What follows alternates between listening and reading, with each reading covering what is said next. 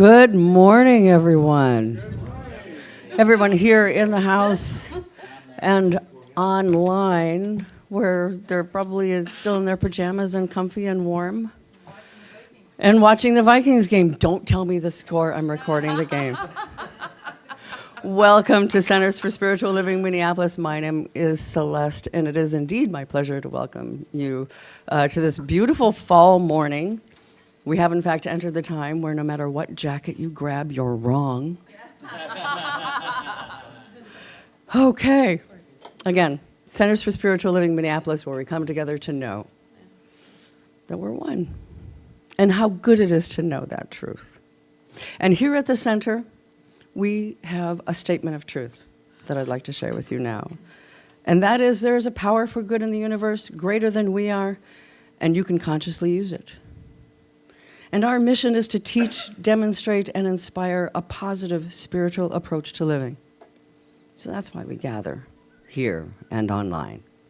So thank you for joining me and us here at the center. Now is a good time to check your phones and make sure they're silenced, if not turned off. And let us get all warmed up and cozy with Victoria and Scott. Good morning.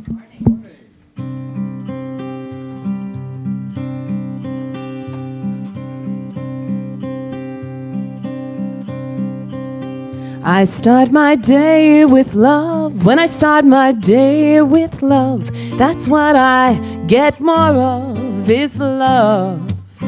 I start my day with love. When I start my day with love, that's what I get more of, is love. Love, love, love. Love, love, love. Love, love, love. Love, love, love. I start my day with peace. When I start my day with peace, I feel that sweet release of peace. I start my day with peace. When I start my day with peace, I feel that sweet release of peace. Peace, peace, peace. Peace, peace, peace. Peace, peace, peace. Peace, peace, peace. I start my day with joy. When I start my day with joy, everything I do is infused with joy. I start my day with joy. When I start my day with joy, everything I do is infused with joy. Joy, joy, joy. Joy, joy, joy. Joy, joy, joy. Joy, joy, joy.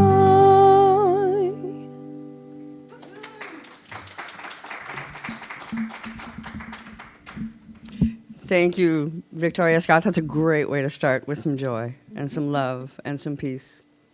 So let me anchor us in that idea right now with an opening prayer. Set the tone. Settle into that chair. Let it support you. And take a deep breath. And just feel it wash over your entire body. That deep breath. And drop down with me now into that space where we already know the truth. Where we already know we come from that one life, that one power, that one presence that is everywhere present. It lives and moves and has its being through each of us, as us. Every day we are that light, that love. It is us, as us, through us, always.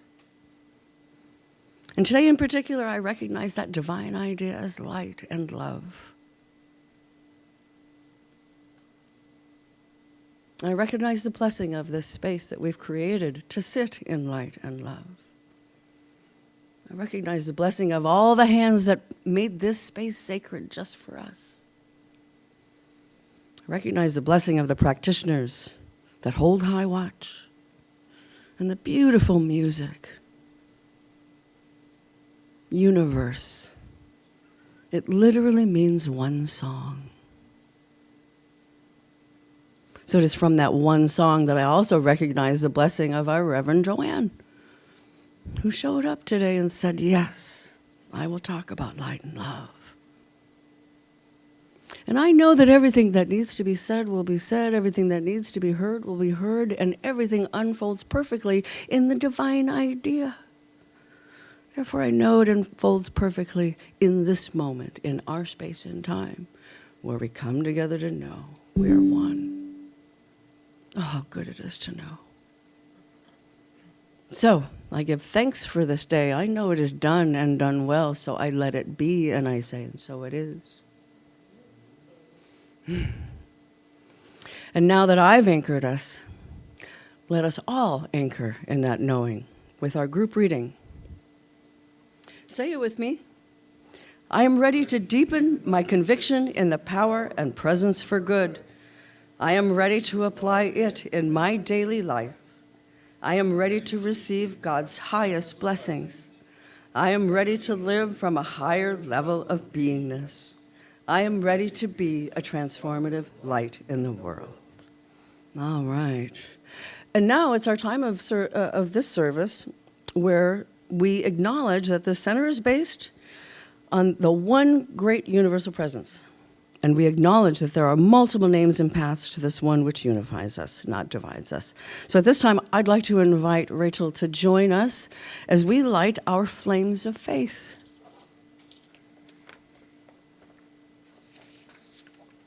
We light the candle for the Tao, honoring the universal path of harmony and equilibrium, the natural way. We light the candle for Hinduism, honoring the path of knowledge, action, and devotion. We light the candle for Judaism, honoring the ethical path of living by sacred law. We light the candle for all forms of Buddhism, honoring the Four Noble Truths and the path of compassion. We light the candle for all forms of Christianity, honoring the Christ consciousness as the path of love. We light the candle for all forms of Islam, honoring the path of submission to the will of God as the highest calling. Thank you, Rachel. And now I invite you all to light that candle within. For all forms of new thought, well, it's not new at all. But this understanding that God truth is not outside of us. It is us. And all we need to do is remember who we really are.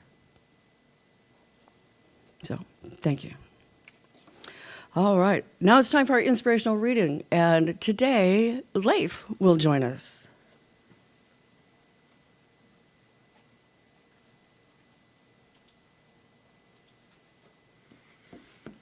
Good morning. So, Reverend Joanne asked me to read a piece out of A Path with Heart. This is a collection from Jack Kornfield about a guide through the pearls and promises of spiritual life. And, so this is Mr. Kornfield's assessment of this piece of the spiritual life. Is that it? To the rescue. Thank you. Now you can hear me. As Rumi says, today is like every other day. We wake up empty and frightened. Don't open the door to the study and begin reading. Take down the dulcimer. Let the beauty we love be what we do. There are hundreds of ways to kneel and kiss the ground. Whenever we stop to kiss the earth, we recognize how unique is each man and woman and each day before us. Never again will we see it in this way. In intimacy, we discover a beauty and grace that makes all things worthwhile. Because life is so tentative, it becomes precious. Again, Rumi reminds us not to sit with sorrow alone. When you go to the garden, do you look at the thorns or the flowers? Spend more time with the roses and the jasmine. As the capacity for presence grows in us, we discover an ease of the heart with all things. One great teacher in India would remind his students of this with each of the difficulties they would report to him. Difficulties in meditation, difficulties in work or relationship. He would listen very kindly and then smile at them and say, "I hope you're enjoying this." In this same spirit, there are two ways to navigate through the world, wrote E.B. White. One is to improve life, and the other is to enjoy life. It is a paradox, for both enjoyment and improvement are necessary. Often enjoyment is forgotten in our quest for spiritual awakening. To find true joy, we must have passed through our sorrows and come to accept the whole of life into our hearts. Then a deep and genuine joy arises. And Andre Gide writes of this, "Know that joy is rarer, more difficult, and more beautiful than sadness." Once you make this all-important discovery, you must embrace joy as a moral obligation. Thank you. Oh, wow, he's tall. Thank you, Leif. That was beautiful.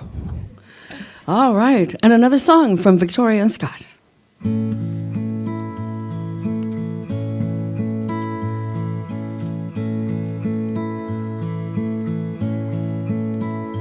In this moment, in this place, I remember who I am, letting a fear and worry fall away from me.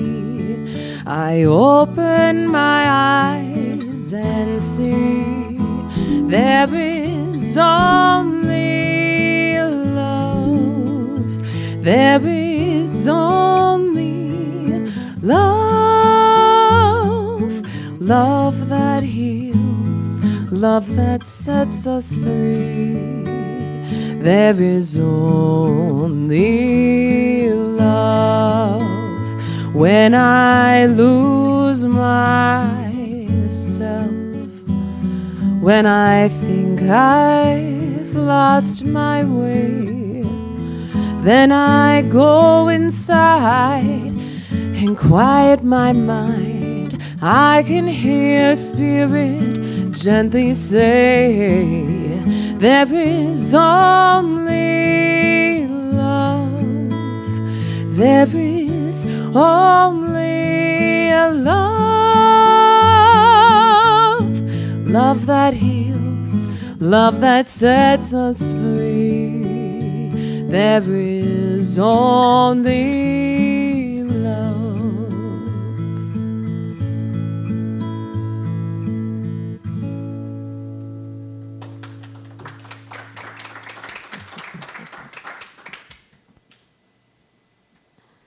And now please welcome our speaker, Reverend Joanne.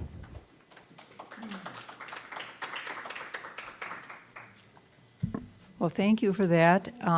But before I begin, I'm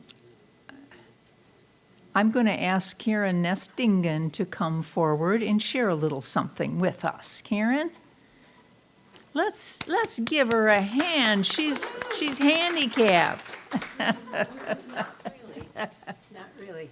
You know, a couple of months ago, I talked about how I listened to that little voice and I avoided a really nasty situation.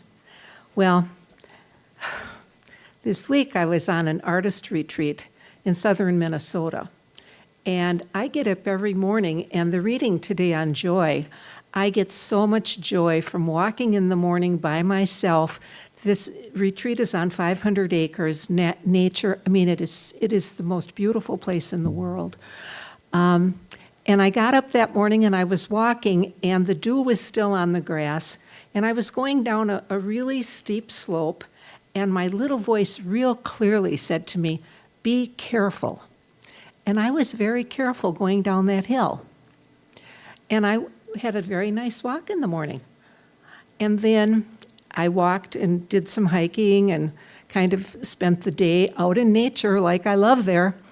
And in the afternoon, some friends and I wanted to go for a walk down to the river. And my little voice said, maybe you have walked enough today. Well, I didn't want to hear that. And I really get a lot of joy out of walking down to the river, and I was with some friends and I kind of knew the path, and so I walked down to the river. And I was paying attention, but then coming back up, there were rocks, and we were walking on kind of a rocky slope, and there was grass, and there were roots under the grass. And my right toe got stuck on a root that I didn't see, and I tripped and landed on my elbow, and I fractured my elbow. And, you know, it took me maybe a couple of hours to realize I didn't listen to, you know, I listened to the little voice in the morning, and I don't know what I avoided on that grassy slope, but I know what I didn't avoid in the afternoon. So the message is, always listen to your little voice, even when it's so quiet, because there's other people talking around you.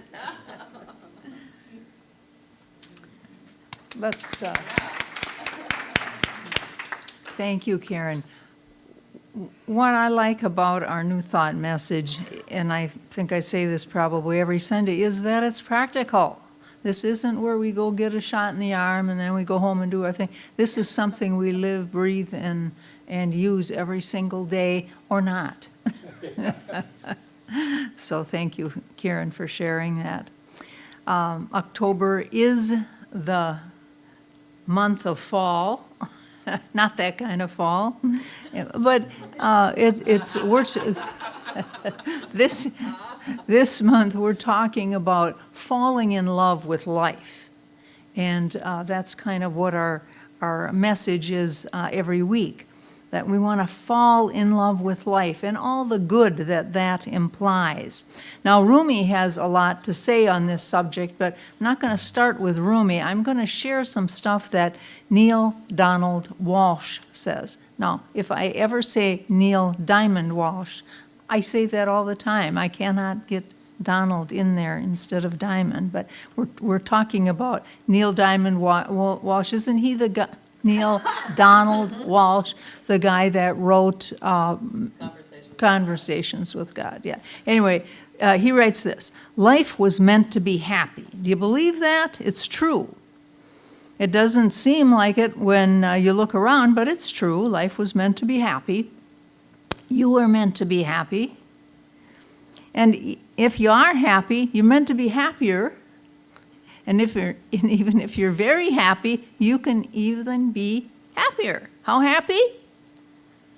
Just how happy can you be? Well, you can be happier than God. Now, I heard a lady once describing a gentleman who's very wealthy, and she said, he's got more money than God. And that's how I mean this. This is Walsh talking. He says, I mean to use the ultimate superlative. You can be happier than God. That's what we're here for, not to be walking around in ashes and sackcloth and all that kind of stuff. We're meant to be happy. And this book that I'm quoting from is called Happier Than God, by the way. He goes on to say, many people believe that life was meant to have a lot of pain in it. Suffering should be offered up to God. It should be endured in silence. That earns you points in heaven. Our culture has so completely adopted this idea that some people don't want to be happy all the time. When you talk about how they can be happier than God, they start to get fidgety or uncomfortable. They warn you you're being unrealistic, or maybe you're being blasphemous. They'll tell you that life was meant to be unhappy. Life's a trial. It's a school, the school of hard knocks. No pain, no gain, and all that. People in large numbers believe this. And when you say to them that life was never meant to be unhappy, that no one ever has to be unhappy, they look at you cross-eyed. They don't know what to do with that. They don't know where to go with it. Often they tell you where to go with it.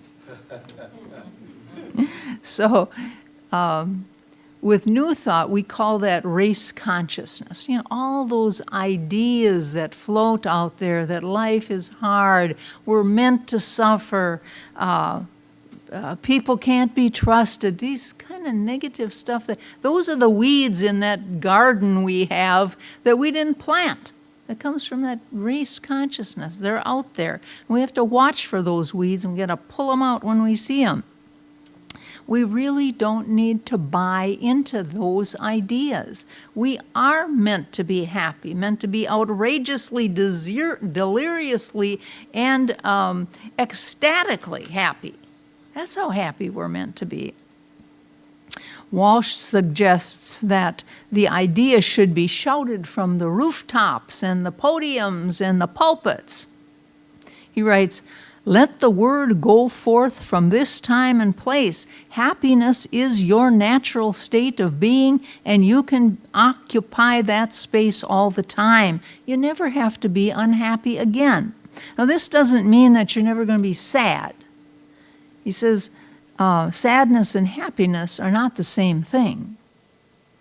So, am I happy all the time? Is Walsh happy all the time? No, we got our ups and downs like anybody else. But I'm happier today than I used to be because I know that this is where I am in my life, that there's a power in the universe, it experiences life in, through, and as me. That power within me gives me the opportunity to co-create my life, that power within. How can we be totally unhappy when we have that? We can speak our word, we can change our circumstance. Life is meant to be happy. And if you believe that, it's kind of a self-fulfilling prophecy, and if you believe you're meant to suffer, that's a self-fulfilling prophecy too. So I would like to invite you today. I'm not big on this, asking you to do stuff, stand up and do stuff. So I'm not going to ask you to stand up, but I am going to ask you to do this if you don't hit anybody.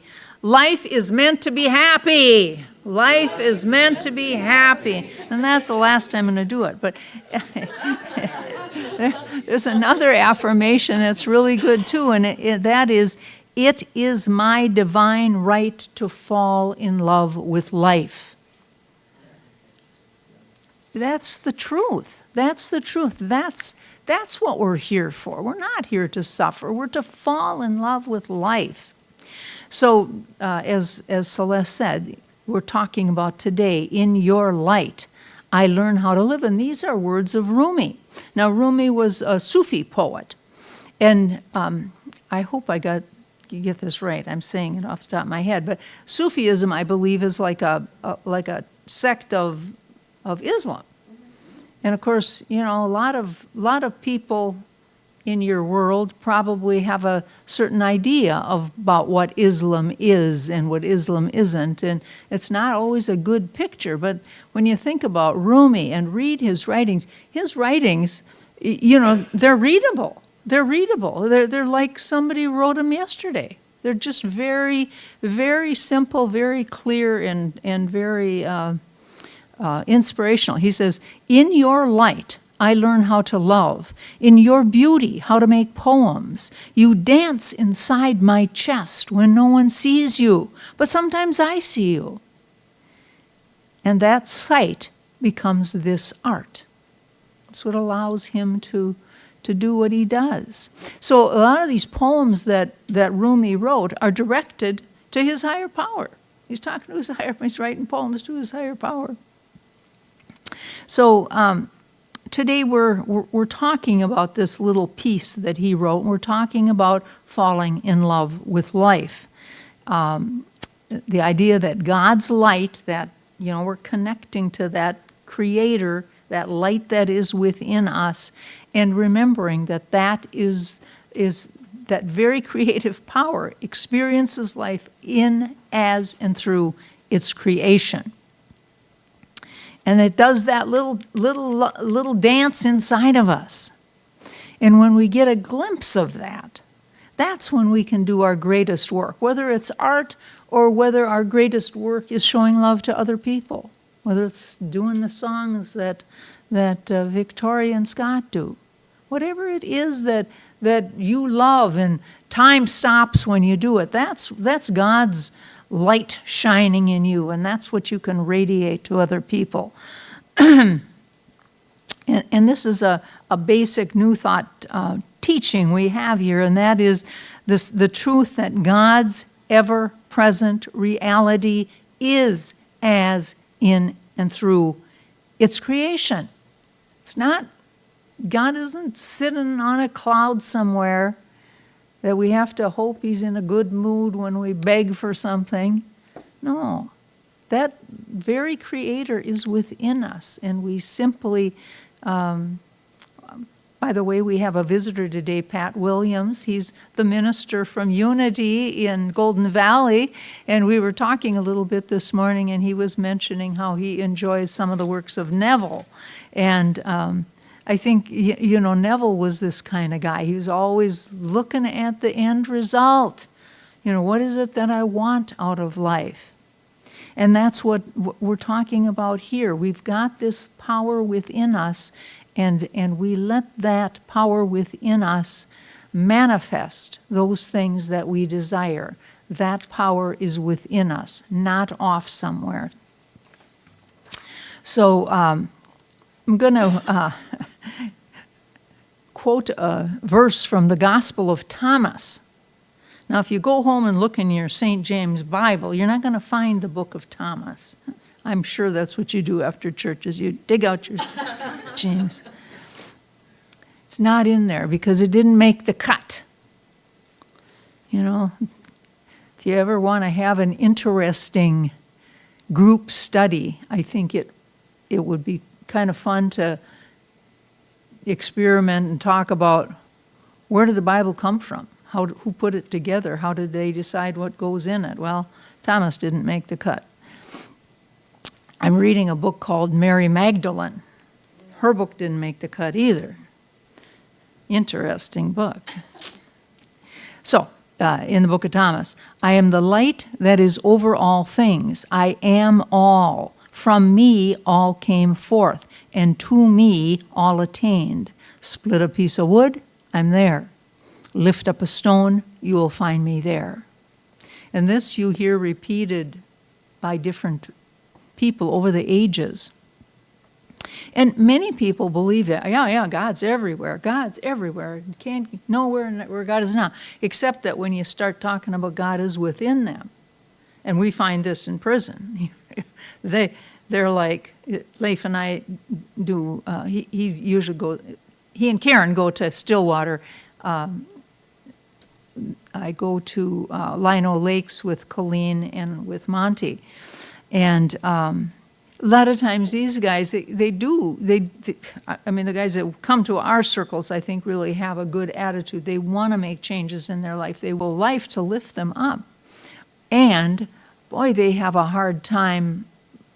They can maybe forgive somebody else, but to forgive themselves is sometimes very difficult for them.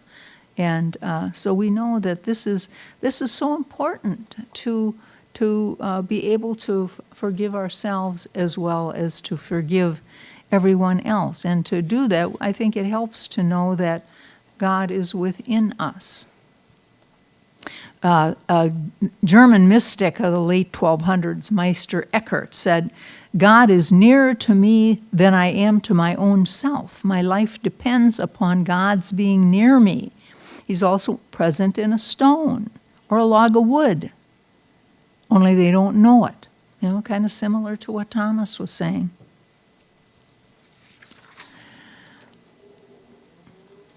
So, where do I start?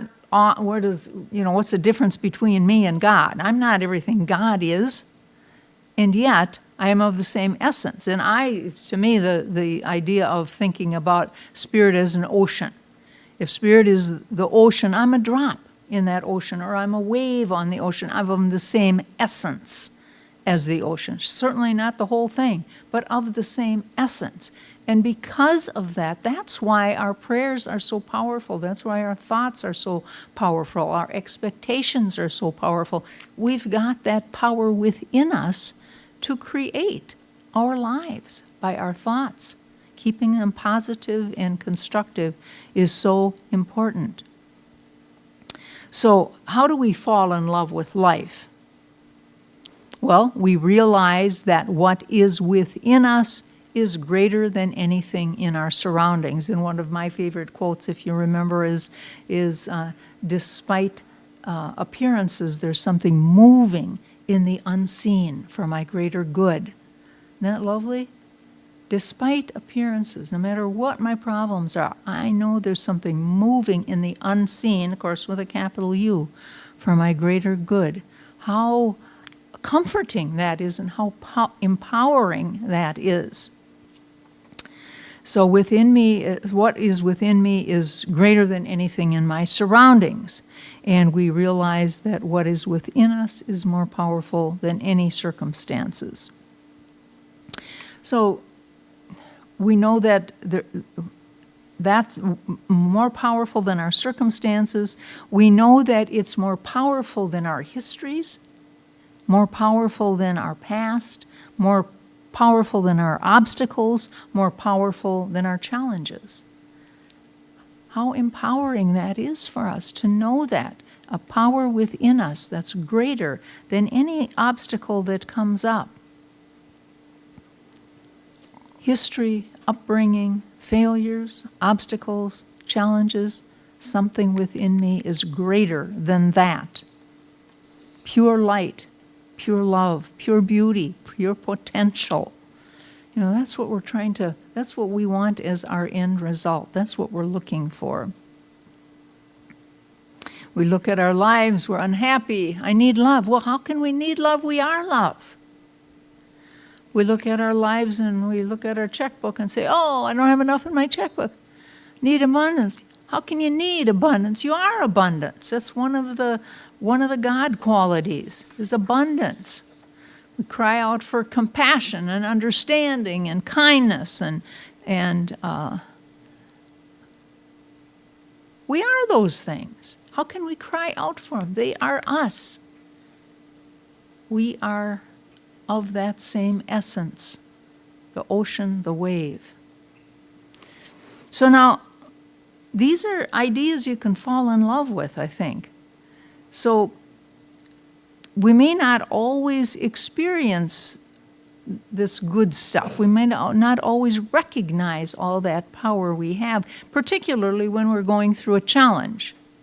You know, going through a challenge, all of a sudden the power kind of slips away from us and we're into the fretting and worrying and whatnot. And yet that is exactly the time we have to take a deep breath, go within. If you need to, you go to a quiet place and just call on that power within and say, I know there's a power within me that created everything and everyone, and I accept that power right now as I speak my word for healing or for abundance or for happiness or for joy, whatever it is. And when do you want to do that? Well, should we just wait till things are perfect to do that? I don't think so. The time to do it is before you've lost the 50 pounds or the 80 pounds. Time to do it is before the stars are all aligned. Time to do it is now. Now is when we can fall in love with life. We don't have to wait for us to get the perfect job or fall in love with the perfect person, finally get our house built or our church built. Don't have to wait for that. Now is the time to fall in love with life. And here's a paraphrase of what Rumi said. In God's light, you learn how to love. In God's beauty, you make poems. God dances inside your chest where no one sees. But sometimes you do. And that sight becomes this art. This art is your life. So fall in love with that light within. So it's a kind of a simple message about falling in love with life. That power that created everything is within us. It's good, it's all love, and that's who we are. And I'm going to end today by sharing a story with you. This was a story that was in the Los Angeles Times a while ago, written by somebody named Ann Wells. And it I think, speaks to this. My brother-in-law opened the bottom drawer of my sister's bureau and lifted out a tissue-wrapped package. He said, "This is not a slip. This is lingerie."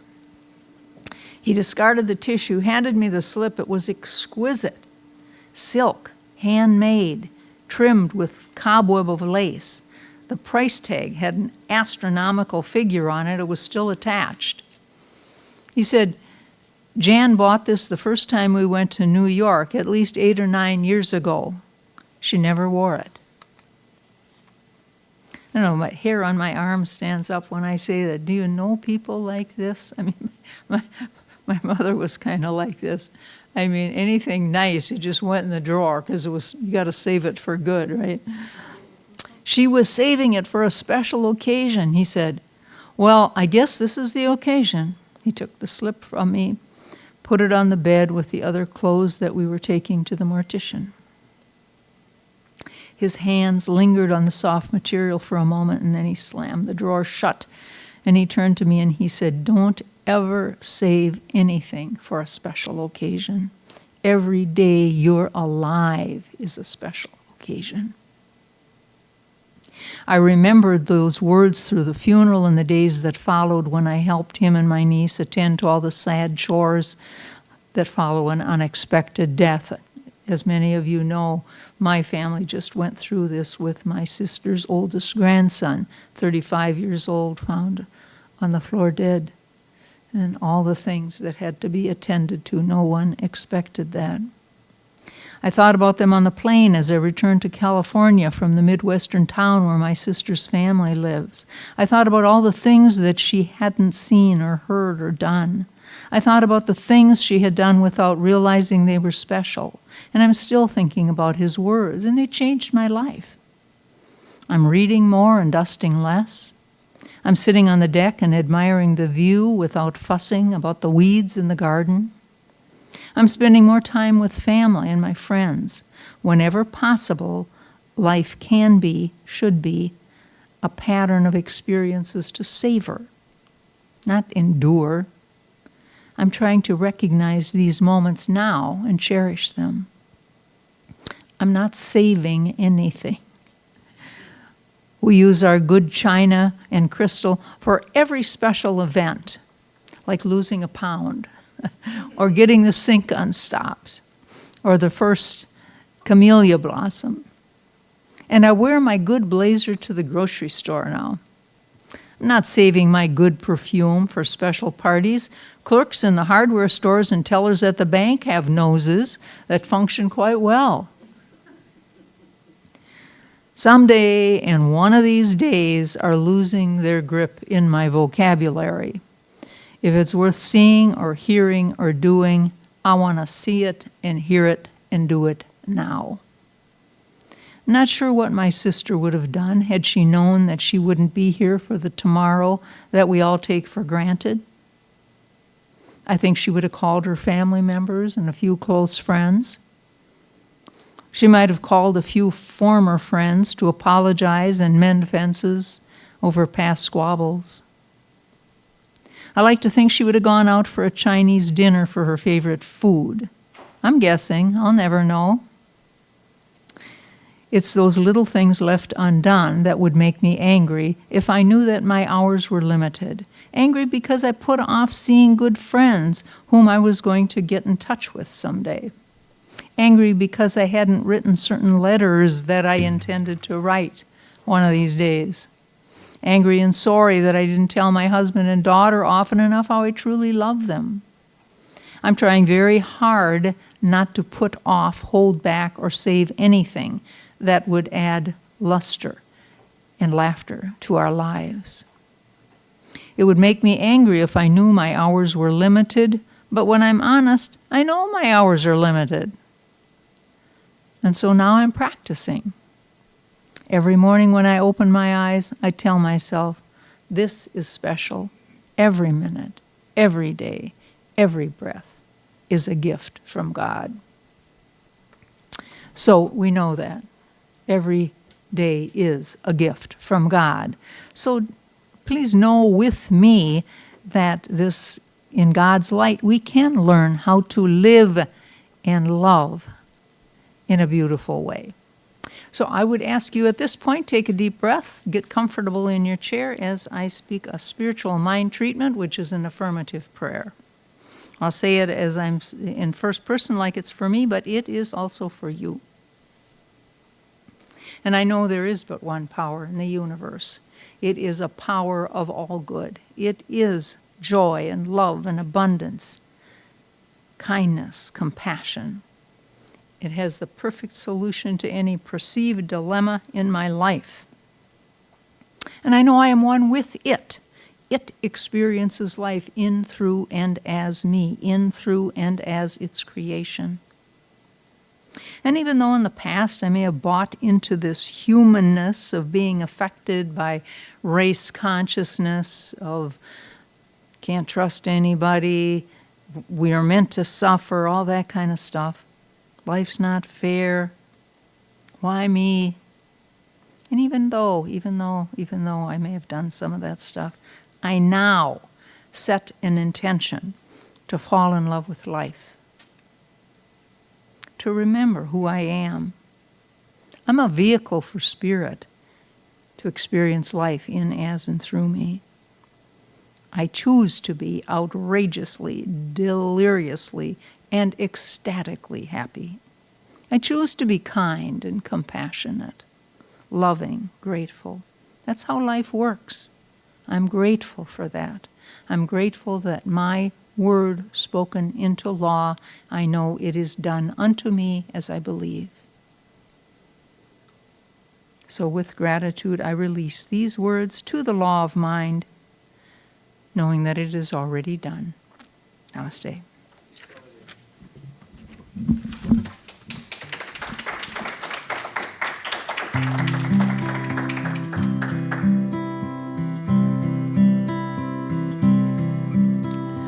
I am a child of this universe. The ocean dances at my feet. The wind plays a melody through my hair. I am loved at every turn. I am kissed by Mother Earth. I am a child of this universe. The sun warms me in its embrace. The stars have aligned for me in the sky. I am honored by all life. I am held by Father Time. Every blade of grass, every shaking leaf on a tree, every mountain top sings of the glory of God moving through me.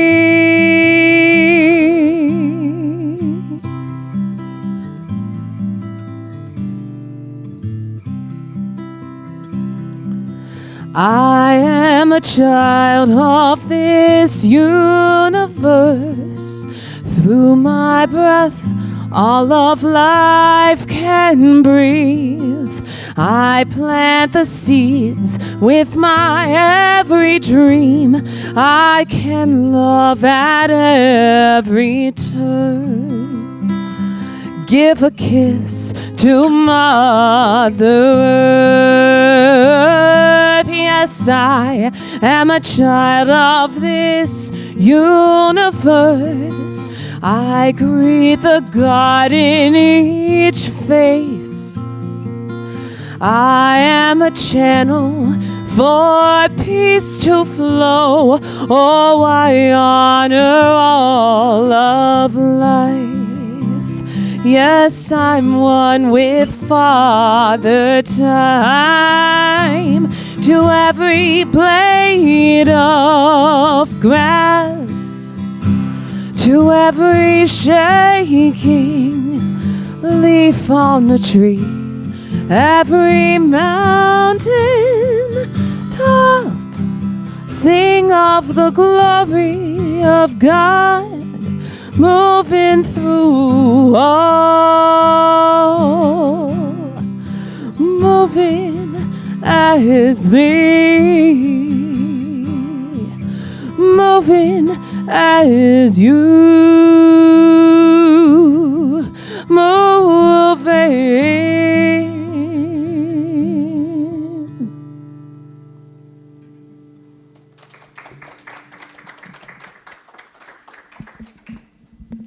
Thank you, Victoria and Scott, and thank you, Reverend Joanne, for that great message today. That was wonderful. All right. It is that time of our service where we ask the question, do you feel spiritually fed? Did we fill you up today? And are you ready to stand in the truth that there's enough? One of those, I call it collective consciousness, race consciousness. It's not got to get a piece of that pie. There's enough pie for everyone. So, for those of you at home, want to give online, those of you here, maybe you have a gift to offer. Some of us do give online. Hold that next to your heart. Hold that thought next to your heart. That idea of abundance. That idea of the law of circulation. We must stand in the truth that there is enough. Not only is there enough, there's room to save, spare, and share. So, I hope you will share that good with us today so that we can continue sharing this message with you, that there really is enough. So, I say thank you for these gifts. And so it is.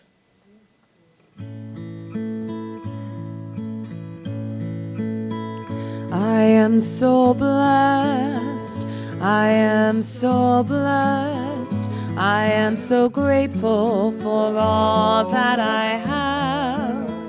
I am so blessed, I am so blessed, I am so grateful, I am so blessed, I am so blessed, I am so blessed. I am so grateful for all that I have. I am so blessed. I am so blessed. I am so grateful. I am so blessed.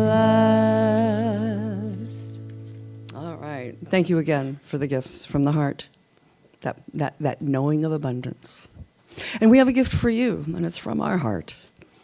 And that's the gift of that one-on-one interaction and or affirmative prayer from a practitioner. I am a practitioner. We have other practitioners in the house. We have Reverend Joanne. Okay, she's a minister, but she's also a practitioner. We have Leif. Who else do we have? We have Sue. Am I missing anybody? Oh, Jeff. One of our better. See, he's in ministerial training too, so I think I kind of slipped that he's. But yeah. Even as a minister, you're still a practitioner. It is our highest calling to sit with you and know the truth. It's our highest calling to help you remember who you really are. Help you remember who you really are. That's the key. How quickly can you remember who you really are? So each of us have signed up to show up and help you remember who you really are. So please take advantage of it. Either here in service, there's a prayer request form that you can fill out, and that our entire team will pray on that for you. You can also do a prayer request online, and you can either request somebody to contact you about that prayer request, or just send it to us and let us do that work. Let us hold high watch. That's what we do. All right. Announcements. I am going to ask Anthony to come up, talk a little bit about his next exhibit.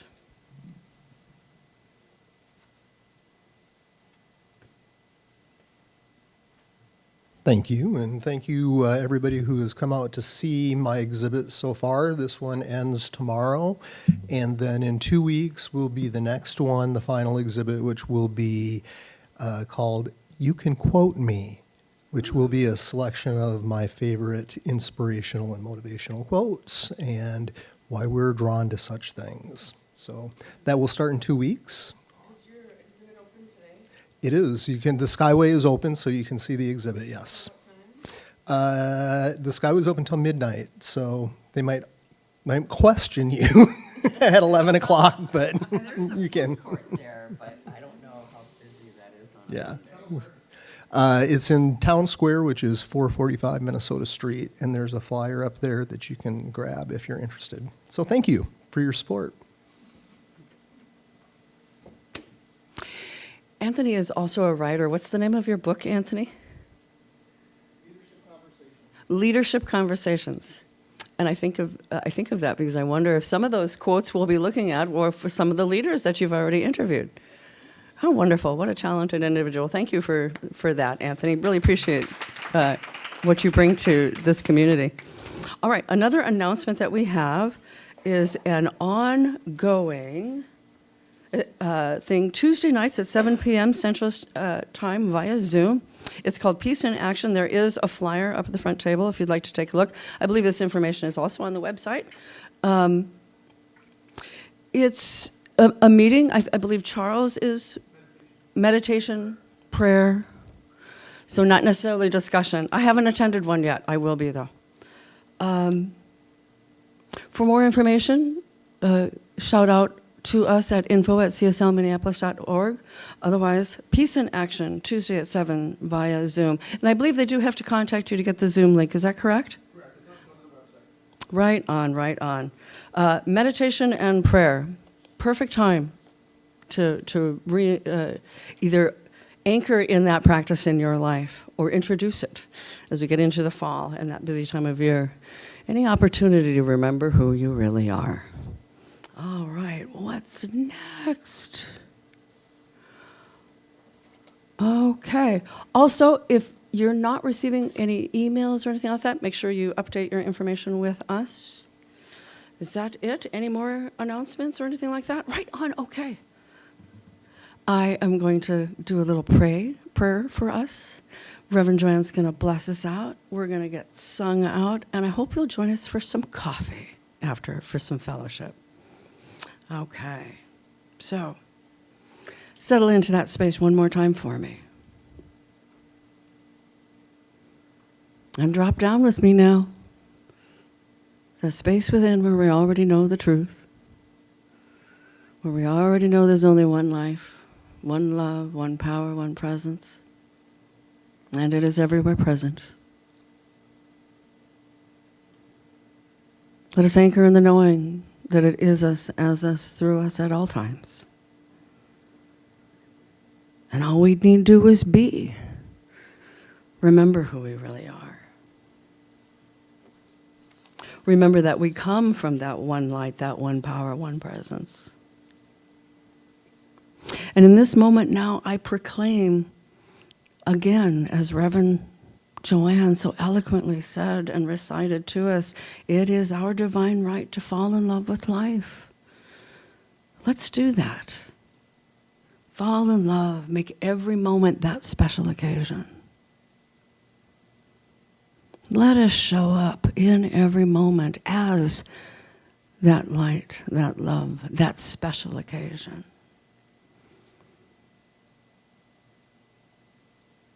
As light and love, know that we lift those around us just by being. This is the truth that I know. This is the truth that I live. And this is how I hold high watch over myself, knowing that it's my job to keep myself awake. It's God's job to wake everybody else up. So let's remember to be love. And to wake up. And to be. I give thanks for this knowing. I give thanks for the comfort knowing that God is all there is. How good it is to know. So, I shall just let this little prayer be. Let it unfold perfectly. And say, and so it is.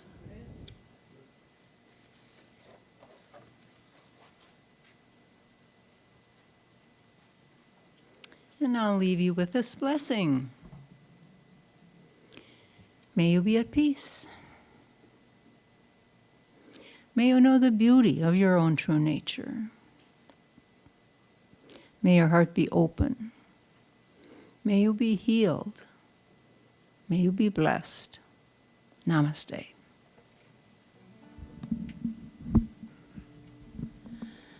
There was a time in my life I thought I'd have to do it all for myself.